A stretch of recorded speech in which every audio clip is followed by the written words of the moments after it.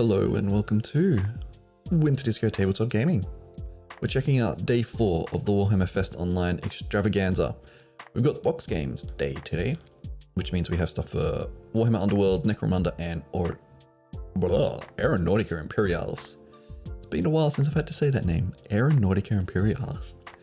So I'd be surprised to see some Aeronautica. I thought we assumed that was a dead game, but we have some cool stuff. If you watched the live stream I did last night of building Silent King for the Necrons, I made some predictions and they were kind of right to do with Aeronautica, but we'll get to that in a second. Let's start with Warhammer Underworlds.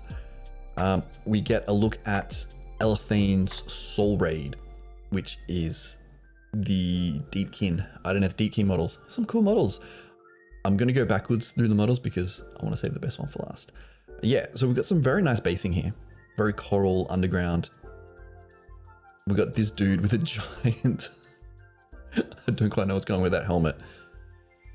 It's a really funky model. Like, they're really going all out on the Idoneth and just making them really odd. I get like a Dark Elder 40k vibe as well, particularly with the shoulders. Very nice pattern there. Yeah, I sort of like the model. I don't know. I've always been a bit weird about Idoneth. And I mean, that face just jumps out at you. I think the eyes weren't painted that well, but my own personal opinion. I do like the armor. I want to see more of this armor in this army. Yeah, going into attack. Then we have this guy with a spear, almost like a harpoon with some leather rope tied to it. He's going to attack you and he probably would drag you back. I would imagine that's his attack. And then we have the best boys. We got a crab and a fish. Seriously, come on, guys. I love it. A war crab or something. I don't know. I think that is just so cool and cute. I love how they're able to do these weird kind of things. They did it with the, what was it, Morlag? Morlag, the big troll. It had like a spore bat and a few other bits and pieces. We've had some other animals as well. So I like how they can experiment and have some fun with this. But we get a crab. I want to see some more giant crabs for the Idoneth. I think that'd be super cool. Yep, it's a crab. So yeah, this will be coming out soon. They didn't release a new roadmap, but the roadmap does indicate that it will be soon. So we had the vampires just come out. We have the Savage Orcs coming out. Mad Racker, sorry, I can't remember his name off the top of my head. And then this one will be the next one. So it'll probably be next month. Yeah, June. So they're actually keeping on track with the releases, which is a little bit surprising with everything that's been going on. So yeah, I think it'll be towards the end of June. We'll see how we go. There's some cool models. I really love the Underworld range. You get some very cool models and we'll be getting a new season later in the year.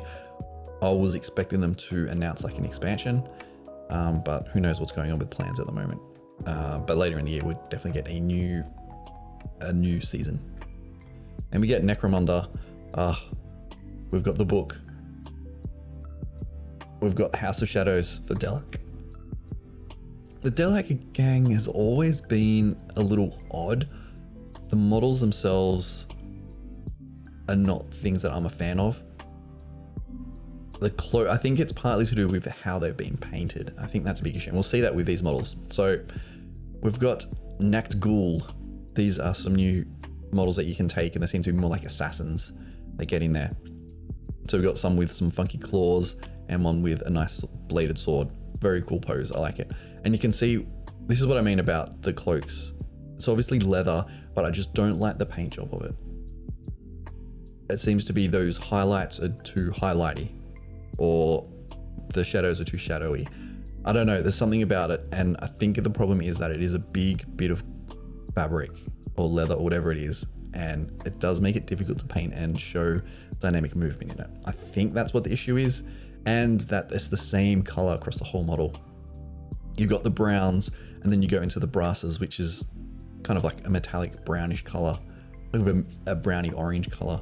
So it sort of all becomes a bit muddy and messy. So I think that I'd like to see some more paint jobs of different colors. It just doesn't really work for me as the brown. I think I prefer them as black, but even then you still got the same issue. So it comes down to the fabric itself, the sculpt. So I don't know. I'd like to have a go at painting them, and I might pick up this kit because we're going to get to some more funky models. These guys, the Psygeists, like they have tapped into their psychic powers and do some cool funky stuff. Originally, again, I saw this on my phone to start with. This is the first time I'm seeing them in big images. I thought this pole here was the guy's legs, and I think that's a really funky idea. He has like those weird long arms.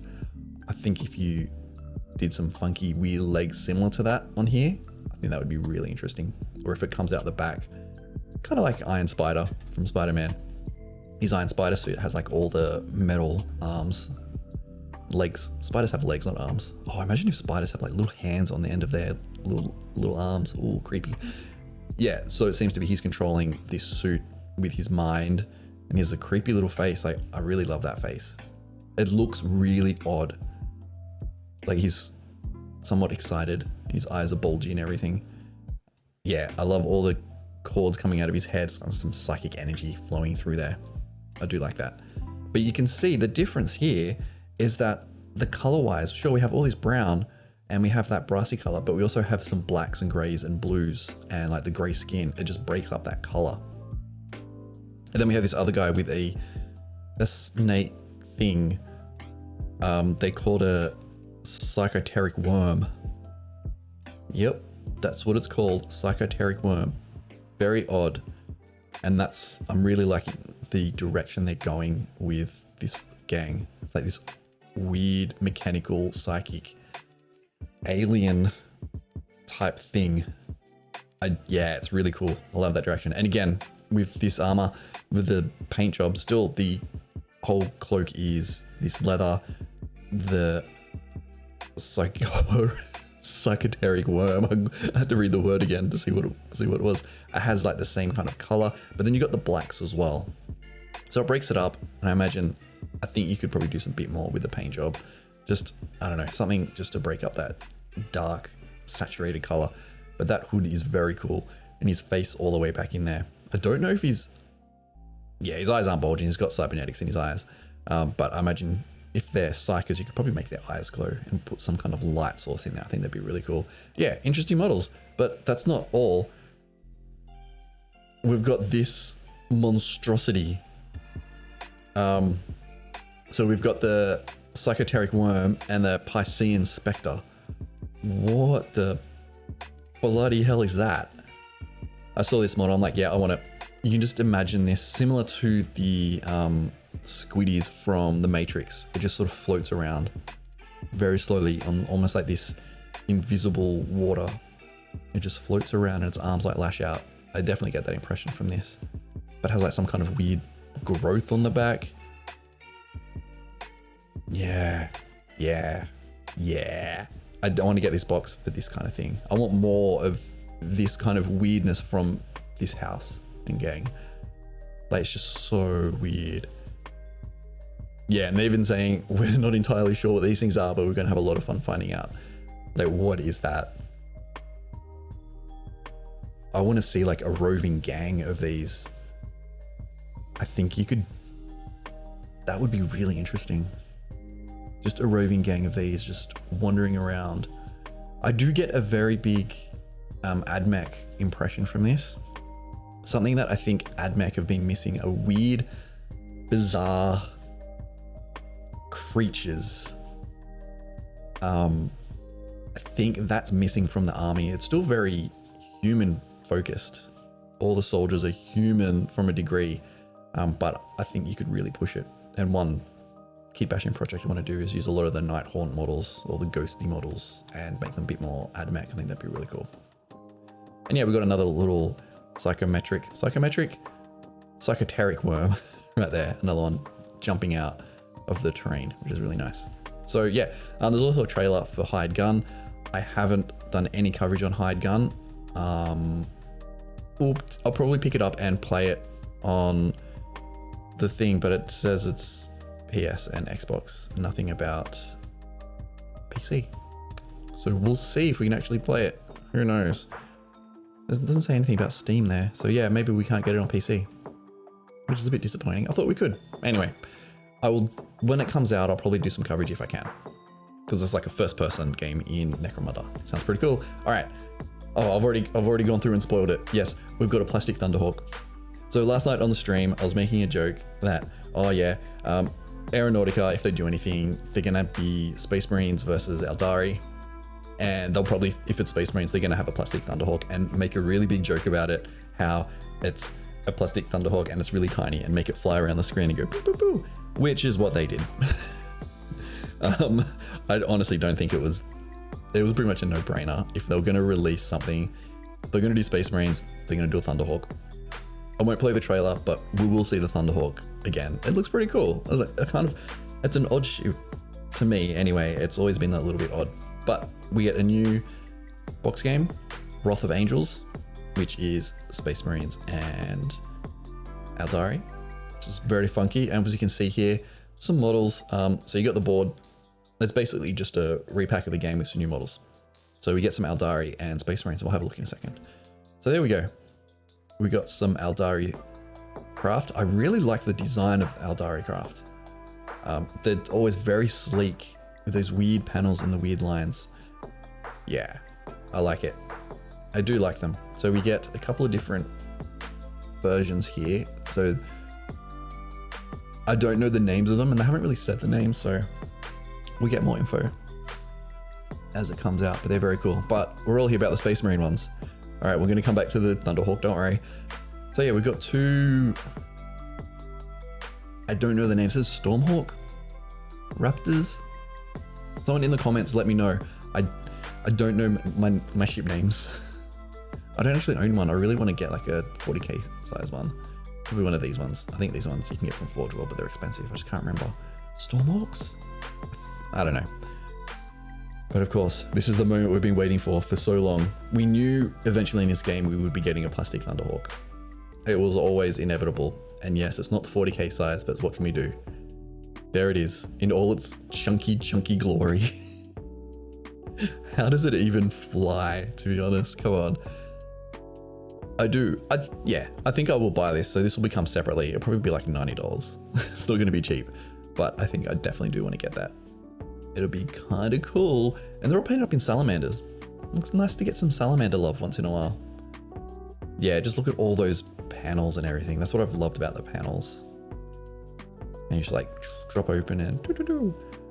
One thing I would not do if I was anyone playing this is glue it to the stand in some way, or at least have an ability to take it off this stand, because inevitably we'll be getting epic 40k. It's inevitable. I think last year I said 2 years away, so I think next year, I think it's probably about time. So I wouldn't do that, just so you can use it in epic, because seriously, bring epic, come on. And that's it. And then we just have Andy Hall talking about Delaque and Wrath of Angels. So that's pretty much it. Some cool, interesting models.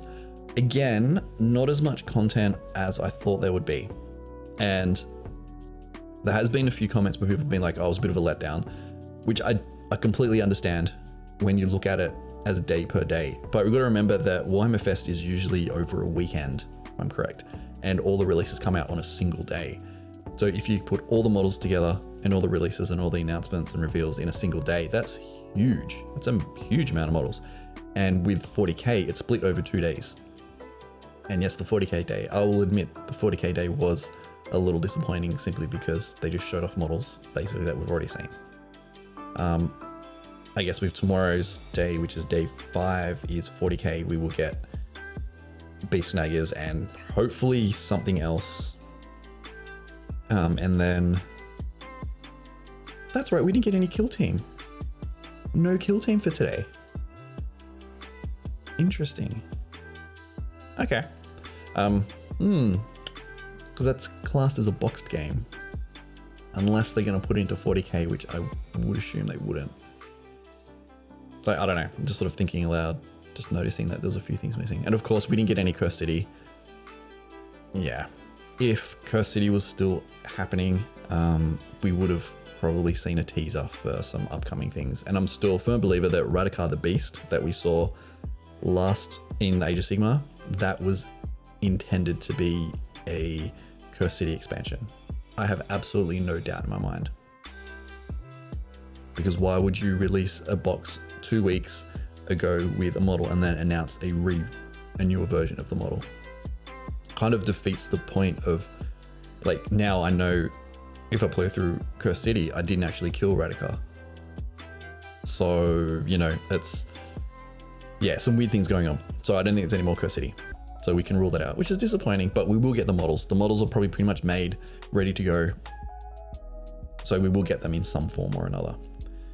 I can't think of anything else that we missed. But yeah, my point about it being that some of the days are a little disappointing. Like we only saw basically 3 different releases here. That's okay. I'm happy with that because new reveals is a new reveal, isn't it? So that's pretty cool. But yeah, we've got 40k tomorrow. We'll definitely be getting Beast Snaggers and probably a few more bits and pieces. And then we have the mystery. It could be anything at the moment, honestly. Money is on Horus Heresy plastic box set, Age of Sigma new box set, possibly not a new edition. Could be something else completely. Could be Kill Team. Maybe they'll have a couple of things that they're going to release, but I think it will be one thing. I think it will be Horus Heresy box set, all new models, and that's what they'll show off. And that's it, and possibly a few teasers for Horus Heresy. So that's my thinking. Okay, we're about at 17 minutes. So we'll just leave this glorious ship on screen because it is glorious. What a chunky boy. How does it fly? Wow. All right, I'm out of here. Thanks for watching. If you have got this far, please hit that like button and subscribe if you're not, because we've still got a few more days of Warhammer Fest. And I still haven't covered the books from yesterday's Black Library Day. I don't know what to do about that yet. I need to research so I can give you a bit more information. I don't just want to be like, here's a book, here's a book, here's a book. No one wants that. It gets a little bit boring. There's some cool releases, but I don't know that enough about it. So maybe not. But we've still got a few more days, and we're going to do some more coverage of some of the other ranges that are coming out soon, like Soulblight. So stay tuned for that. All right, I'm rambling. I will see you in the next video. Catch you later.